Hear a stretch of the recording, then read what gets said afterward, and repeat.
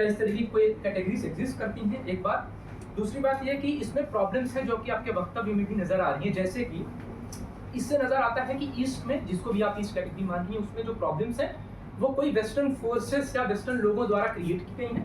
और दूसरा जो काफी मुझे हैरान करता है कि एप्स्टीन फाइल्स का जिक्र करते हुए कम से कम मुझे तो ऐसा लगा कि वो कोई वेस्टर्न सिविलाइजेशन जिसको आप कह रही हैं उसका प्रोडक्ट की तरह आप उसको पेश करना चाहती हैं। क्या ये चीजें एग्जिस्ट करती हैं? क्या ये कोई कैटेगरीज की तरह हम इनको देख सकते हैं? ये मेरा सवाल है। और दूसरा सवाल मैं आपसे बात करूँगा प्रोफेसर हेमलता। तो मुझे पहले जवाब देना है कि दूसरा सवाल पहले आप। अच्छा जी, आपने अपने को इंट्रोड्यूस नहीं किया। मेरा नाम सौरभ है, मैं पीएचडी कर रहा हूँ। अच्छा सौरभ जी, आपने अच्छा सवाल किया कि क्योंकि मैंने पहले ही एक्सेप्ट कर लिया था कि मैं थोड़ा स्कैटर्ड थी, बहुत सी चीजें मैं कनेक्ट करके डिटेल में नहीं बने, क्योंकि वो बहुत एक डिटेल डिस्कशन का पार्ट था जो जिसको कि मैंने कम शब्दों में कहने की बात की, तो बहुत सी चीजें मिस भी हो गई, जैसे अभी बैठे बैठे मैं सोच रही थी। ये आपने बिल्कुल सही कहा कि मैंने बाइनरी में दिखाने की कोशिश की, और ये मैंने दिखाने की कोशिश नहीं की। मैं तो 21वीं सदी में बैठी हूँ। 19वीं सदी में ही रुडयार्ड किपलिंग बड़े फेमस इंग्लिश पोएट थे, उन्होंने कहा था east is east, west is west, that one shall never met. तो एक बाइनरी तभी क्रिएट कर दी गई थी, एक जो सो कॉल्ड सुपीरियर जो कि बहुत ऊपर है और उसमें हम कभी नहीं पहुंच सकते, और एक बहुत ही इंफीरियर जो मतलब कि जिनको की एक रिफॉर्म करने की जरूरत है, जिनको लिबरेट करने की जरूरत है। और हमने पहले ही बताया कि दो उन्होंने टूल लिया, एक कास्ट सिस्टम फॉर हिंदूज और एक विमेन इश्यूज फॉर मुस्लिम। ऐसा नहीं था कि हिंदू विमेन को नहीं किया, क्योंकि रिसर्च जो की, जो सारा ओरिएंटलिस्ट डिबेट की, वो दो टॉपिक को बहुत ज्यादा उन्होंने फोकस किया। मुस्लिम्स के लिए हरम सिस्टम, पर्दा सिस्टम और उनकी इग्नोरेंट इमेज को क्रिएट करने की एक कोशिश रही, और दूसरा हिंदू कम्युनिटी के लिए उनके जो सोशल एविल्स थे, स्पेशली सती पर, जैसे कि सती पर लता मनी कहती है कि it was reinvented by the British. तो बहुत सारी चीजें हैं, प्रॉब्लम को किया गया। ऐसा नहीं था कि उस सोसाइटी में प्रॉब्लम नहीं थी, वहां पर कोई राइट नहीं था, women were completely deprived from any kind of rights, but despite this they were only targeting Muslim women, they were only targeting only Asian women. So कहीं ना कहीं उनका vested interest था, that needs to be explored. What I think, क्या waste है या हम उसको कॉलोनियल फोर्स बोले? कॉलोनियल फोर्स भी बोल सकते नहीं, उन्होंने पूरी वाइट सुप्रीमेसी सिर्फ वेस्ट नहीं बात ये है कि फिर हम ये जैसे एक सिविलाइजेशनल क्लैश है, जिसको हटिंगटन की बात करें कि आप एक क्या कोई सिविलाइजेशन है ऐसी? सिविलाइजेशनल एक्ट को प्रोजेक्ट किया गया कि वो सुपीरियर है, सिर्फ वही रोल मॉडल हो सकते हैं, उसी रास्ते पर जाकर आप लिबरेट होंगे, उसी रास्ते पर जाकर आप प्रोग्रेसिव होंगे। मेरा ये कहना है कि यहाँ आर्ट में, यहाँ के कल्चर में, यहाँ के लिटरेचर में वो रैशनैलिटी नहीं थी जो लॉर्ड मैकाले कह रहे हैं कि वेस्ट की एक अलमारी जो है यहाँ की तमाम जो है लाइब्रेरी की भी बराबर नहीं हो सकती।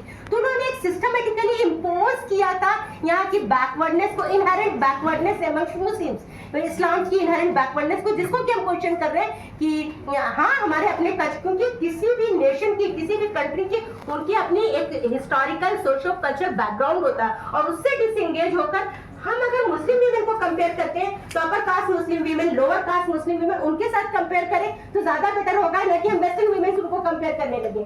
सिमिलरली एक सिस्टमैटिक मोनोलिथिक इमेज मुस्लिम्स की क्रिएट करने की कोशिश की गई। Muslims are as divided as Hindus.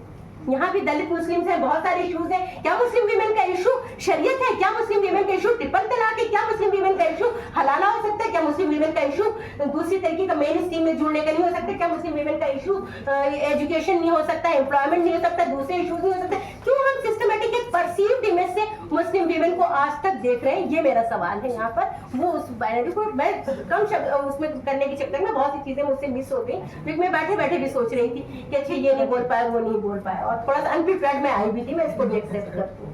आप ये कह रहे हैं कि ये पूरे वेस्टर्न सिविलाइजेशन से निकला हुआ है। जब आप पूरी कॉलोनियल हिस्ट्री उठाकर देखिए कि किस तरीके से सेक्सुअल एक्सप्लॉयटेशन यहाँ की दलित महिलाओं के साथ किया गया, यहाँ की ट्राइबल कम्युनिटी के औरतों के साथ किया गया, यहाँ की इंडियन वीमेन के साथ किया गया, और उसके बाद आप देख रहे हैं कि एप्स्टीन फाइल में क्या हो रहा है, किस तरीके से आप अपने को प्रोग्रेसिव कहते हैं, सिविलाइज करते हैं। हम ऐसी दुनिया को थू करते हैं कि जिसमें छोटी बच्ची की राइट्स को आप नहीं वो कर रहे हैं, छोटी बच्चियों के साथ सेक्सुअल रिलेशन बनाया जा रहा है, उनको मार कर खाया जा रहा है। इस तरीके की आप सिविलाइज होने का तो कभी मतलब सोच भी नहीं सकते हम, क्योंकि आप सिविलाइज हैं। आपसे ज्यादा सिविलाइज हम हैं कि कम से कम हम उन चीजों को ऑनर और रिस्पेक्ट के नजरिए से देखते हैं उन इश्यूज। मैं PhD स्कॉलर मेरा एक सवाल है, मतलब बहुत आसान भाषा में मैं समझना चाहता हूँ। आपने अपने वक्तव्य की शुरुआत में कहा कि मुस्लिम औरत पैदा नहीं होती, बनाई जाती, जो और कहीं ना कहीं वेस्टर्न सिविलाइजेशन इसमें योगदान देता है पैट्रियार्कल सोसाइटी। जब हम मुस्लिम समाज की बात आप कर रहे थे तो आपने कहा कि वेस्टर्न सिविलाइजेशन ने किस तरह उन्हें हरम की ओर से बनाया और कैसे वो ग्लास हरम ऐसा नहीं है कि उन्होंने बनाया, यहाँ हरम था। हाँ, लेकिन उस हरम को अपने नजरिए से प्रोजेक्ट किया। हाँ, नजरिए से प्रोजेक्ट किया। फिर राशिद रिजा उन्होंने इस्लामिक फेमिनिज्म की बात की। तो इससे एक जुड़ता हुआ सवाल है और मैं सिर्फ जानना चाहता हूँ, क्या मुस्लिम स्त्री के प्रश्नों को केवल धार्मिक सुधार के माध्यम से हल किया जा सकता है या एक व्यापक क्रांति या आंदोलन या दूसरा तरीका? क्योंकि जब भी हम मुस्लिम समाज में जाते हैं, मैं भी वहीं से आता हूँ, मैं लोअर कम्युनिटी से आता हूँ, मजदूरों की कॉलोनी से आता हूँ, वहाँ पर मैं स्त्रियों को देखता हूँ, तो वहाँ पर जैसे ही कोई प्रश्न उठाते हैं तो कहते हैं अस्तगफिरुल्लाह, ये क्या पूछ दिया आपने, आप अब ईमान नहीं रहा या ये नहीं रहा। क्या इसमें धार्मिक सुधार लाने चाहिए? क्योंकि आपने कहा कि इस्लाम ने तब अधिकार दिया जब हर और अंधेरा था, तो थोड़ा इस पे जानना चाहूँगा। नहीं, मैं ये इस बात को नहीं मानती कि धार्मिक सुधार के थ्रू ही मुस्लिम औरतों को रिफॉर्म किया जा सकता है या उनके अंदर चेंज आएगी। उसी तरीके से दूसरी कम्युनिटी की औरतों को भी रिलीजन के बियॉन्ड हमें देखने की जरूरत है। यस, 21वीं सदी में हम प्रवेश कर गए और हमें रिलीजन के बियॉन्ड देखने की जरूरत है। लेकिन हर कंट्री, हर औरत, हर कम्युनिटी की औरत के पास एक सोशल कल्चर बैकग्राउंड होता है, एक रिलीजियस बैकग्राउंड होता है। तो बेहतर होता है कि पहले हम कम्युनिटी के अंदर उनको, उनके इश्यूज को, उनके रिजोल्यूशन को देखने की कोशिश करें, बजाय उसको एक पैराशूट तरीके से हम उन पर कोई चीज इम्पोज करें और उसका एक तरह से जो होता है ना कि रिबेल ज्यादा होगा, उसका एक तरह से रिएक्शन ज्यादा होगा। तो बेहतर है कि पहले हम उनको उनके सोशल कल्चर बैकग्राउंड में, जैसे अगर आप बोल रहे हैं कि लोअर सोशल ऑर्डर की बात अगर हम करते हैं, तो लोअर सोशल ऑर्डर के पहले हमें उनकी इश्यूज को, उनकी प्रॉब्लम को समझने की जरूरत है। वो तो जानते भी नहीं कि कुरान में क्या औरतों को हक दिया गया क्या है।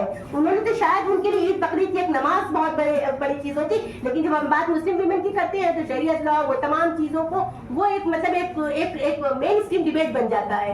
लेकिन मेन स्ट्रीम डिबेट उनकी कभी डे टू डे लाइफ की बात नहीं करता। तो जाहिर सी बात है कि सोशल कल्चर बैकग्राउंड को ध्यान में रखते हुए उनके रियल इश्यूज को एक्सप्लोर करने की बात है। एक्सक्यूज मी, एक कमेंट करना चाहती हूँ। जो हरेम का जो कंसेप्ट है, ये राजा महाराजा लोगों का क्या है? ऑर्डिनरी मुस्लिम का कितने का हरेम होगा? किसी भी नहीं होता, वो एलिट सेक्शन का, वो एलिट सेक्शन का। यही मैं कह रही हूँ कि वो उन्होंने क्रिएट नहीं किया, उसको उन्होंने इशू बनाया। ऑर्डिनरी तो और बात होती है, केक बर्ड के रूप में विमेन की इमेज को प्रोजेक्ट करने की कोशिश की गई। और उसी हरम लाइफ को जब आप खुदा शराबी कहती है, तो कंटेंटेड लाइफ को वो दिखाती है।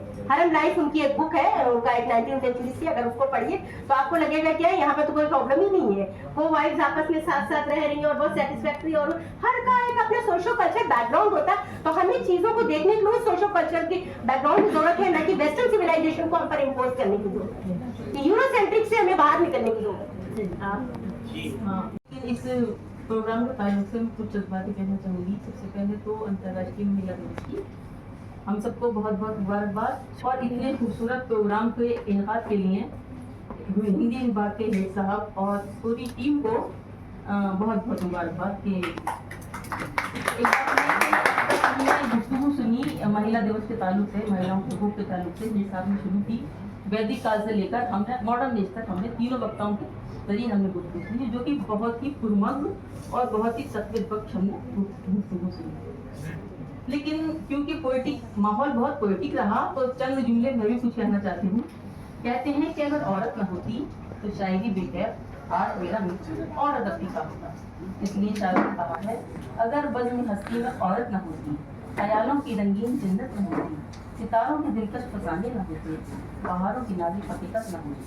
अल्लामा इकबाल एक कदम आगे बढ़े और उन्होंने कहा कि वजूद ज़न से है तस्वीर कायनात में रंग, इसी के साथ से है जिंदगी का सोज़। और मजाज ने तेरे माथे पे ही आंचल बहुत ही खूब है, लेकिन तू इस आंचल से एक परचम बना लेती तो अच्छा था। कहकर आंचल से परचम तक किसी की तहरीक की, और जिंदगी के सोज़ो साथ तर्जुदा जुस्तजू और आरज़ू में मर्दों के शाना बशाना कदम आगे बढ़ाते हुए औरत ने ही साबित कर दिया कि तदबीर से इंसान बना लेता है किस्मत, हाथों की लकीरों में मुकद्दर नहीं होता।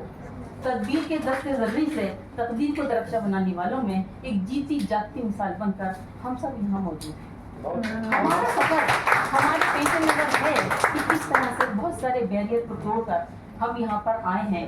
और लेकिन एक खुश आइन बात ये भी है,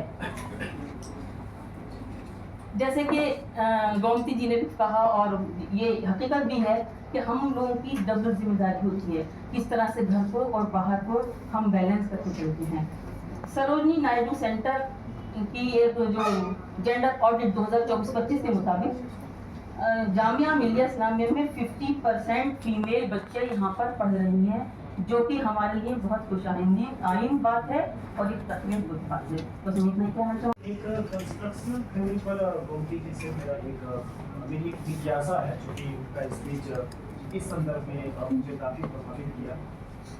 द ग्रेट फेमिनिस्ट हेनरी जब उन्होंने मार्क्सिस्ट ऑर्गेनाइजेशन से कहा कि comrade for the women we need to think very separately for the women society. Remarks में कम्युनिस्ट ऑर्गेनाइजेशन इसे बताते हैं कि actually we are working on historical materialism and dialectical materialism also.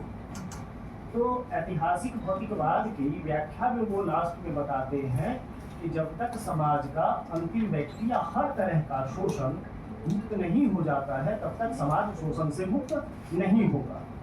इस आधार पर उन्होंने स्त्रियों की समस्याओं का भी रेखांकन किया और उसकी वास्तविकता को भी रखा। अब थोड़ा सा आगे बढ़ते हैं। जब मार्टा हार्नेकर ने कहा कि how does the introduction of new technology introduce into the labour process and into the whole economic process of the distribution and consumption, and where is globalisation headed and how we can work in front of feminism and gender problems and all the problems also। ये Marta हार्नेकर ने कहा। मेरा सवाल ये है कि जब अगर साहित्य के एक अंश को इसमें थोड़ा सा मिला दिया जाए, खास करके मध्यकाल को, जहाँ पर सूफी के सेंटर में प्रेम होता है और कवि उस प्रेम को एक तत्व को ले करके और अन्य तत्वों के साथ समाहित करके अपना आंदोलन शुरू करते हैं, इस मसले को अगर देख लिया जाए और सूफी का जो एक प्रेम तत्व है वह किस रूप में आगे बढ़ता है और उसका फॉर्मेशन कैसा होता है, वो हम सबके सामने में है। इस स्थिति में जो फ्रेगमेंटेशन ऑफ मूवमेंट है, जितने आंदोलनों का बिखराव है, और एक लाइन और जोड़ देता हूँ कि बाद में जब उन्हीं लोगों ने यह कहा कि सिर्फ स्त्रियों के बात करने से कॉमरेड काम नहीं चल रहा है, इसलिए it's time to think about the gender issues also. और तब हमारे सामने हेटेरोसेक्सुअल्स, होमोसेक्सुअल्स, क्वियर, हिजड़ा, गे, ये तमाम तरह की आइडेंटिटीज आई। तो मेरा सवाल यह है कि ये जो क्लैश ऑफ ऑर्गेनाइजेशन है, इसमें मार्क्सवादी क्या इस संदर्भ में मार्क्सवाद गलत क्या कह रहा था? तो क्लैश ऑफ आइडियोलॉजी के बेस पर आप मुझे कुछ बताएं।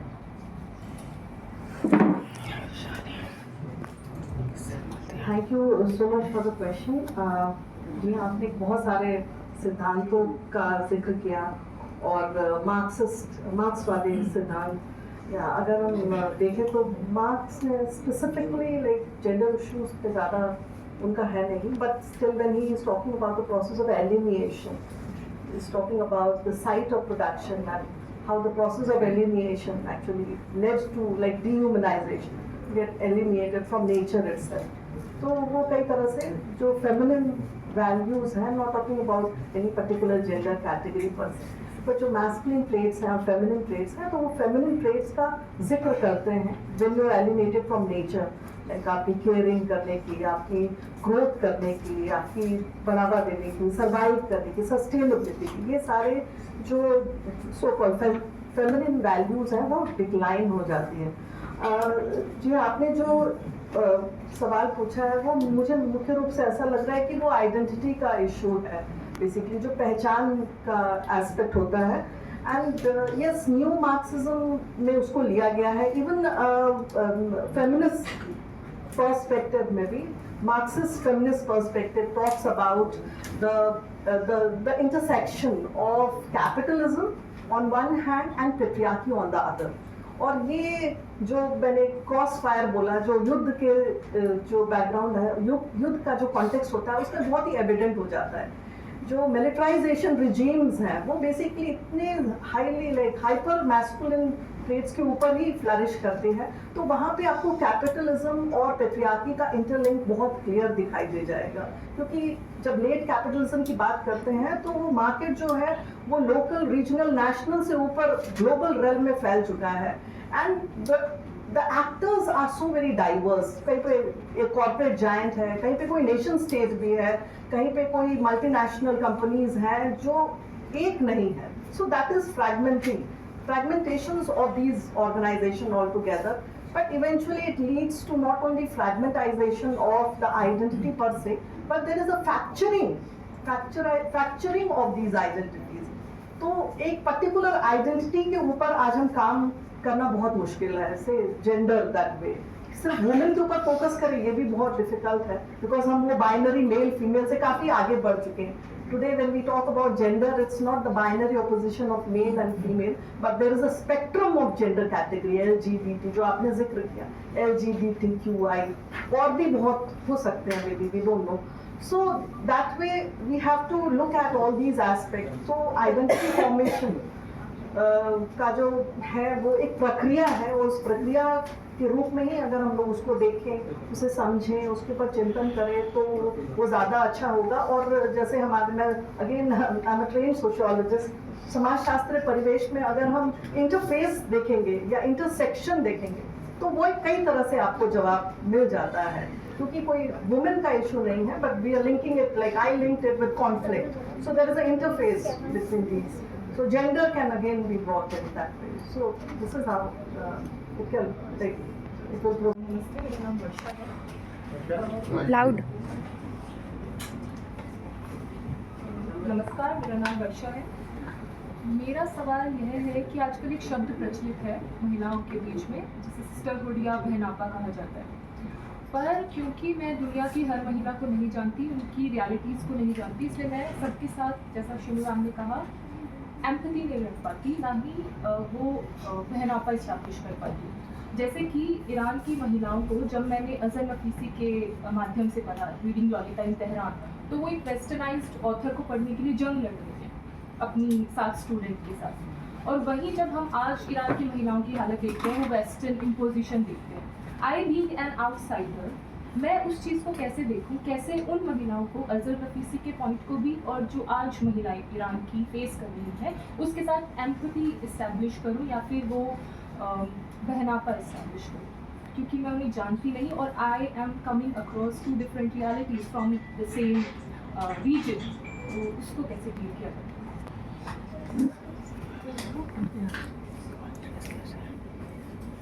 जी, अच्छा सवाल किया आपने बहनापे की, सिस्टरहुड की, और वही सवाल हम लोग भी कर रहे हैं कि वो सिस्टरहुड, वो बहनापा कहाँ जाता है जब मतलब कि लाखों की तादाद में औरतें बुचर की जा रही हैं फ़िलिस्तीन में। क्यों वो फेमिनिस्ट, बड़ा सवाल उठ रहा है 2 साल से तकरीबन, ये लाइक एक तरह से कि सोशल मीडिया पर भी और तरीके की, वो तमाम फेमिनिस्ट कहाँ चली गई जब वो ये नहीं पूछती कि वो पूरा वेस्टर्न फेमिनिज्म कहाँ गया। वो यानी कि हम लोग भी डरते हैं बात करने पर, फ़लस्तीन की औरतों पर जो जुल्म हो रहा है, जो अत्याचार हो रहा है, तब हमारा बहनापा कहाँ गया।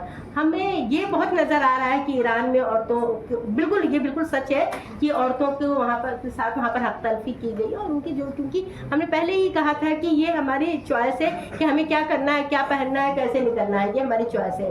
बट शायद वहाँ का वो जो रिजीम था वो उस चीज़ को नहीं समझ पा रहा था, और वो उनका ये कहना है कि बाहर वाले हमारे मामलों में इंटरफेयर न करें। वहाँ पर वो औरतें स्ट्रगल कर रही थी। बेशक हमारी तमाम सिस्टरहुड, हमारी तमाम संविधाएं उन औरतों के साथ, उनके अधिकारों के साथ है, लेकिन सेम टाइम में हम शायद ही हमारा जो मतलब एक मेन स्ट्रीम मीडिया है और एक मेन स्ट्रीम जो डिस्कशन है उसमें उन 165 लड़कियों को नहीं ला पा रहे।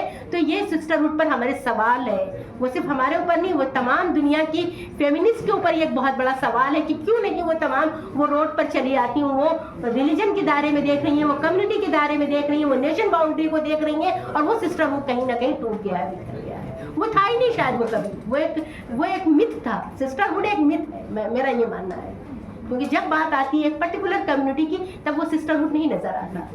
उनके राइट्स उनके राइट्स उनको ऑप्रेस किया जा रहा है, उनको जबरदस्ती पर्दा कराया जाए, ये सब हमको नजर आ रहा है। लेकिन जब सेम टाइम में वही सो कॉल्ड प्रोग्रेसिव उनको जब एक्सप्लॉइट करते हैं तब वो हमें नजर नहीं आता है। I would just like to add, sisterhood is political. Yes, it's very much. It's a myth. बहुत बहुत शुक्रिया। गीत फूटेंगे होठों से लोरियां बनकर, वो स्थगित कर देगी सारे युद्ध, सारे धर्म। वो एक बार का पाठ पढ़ाएगी और एक दिन औरत का दिन होगा। मैं इन्हीं शब्दों के साथ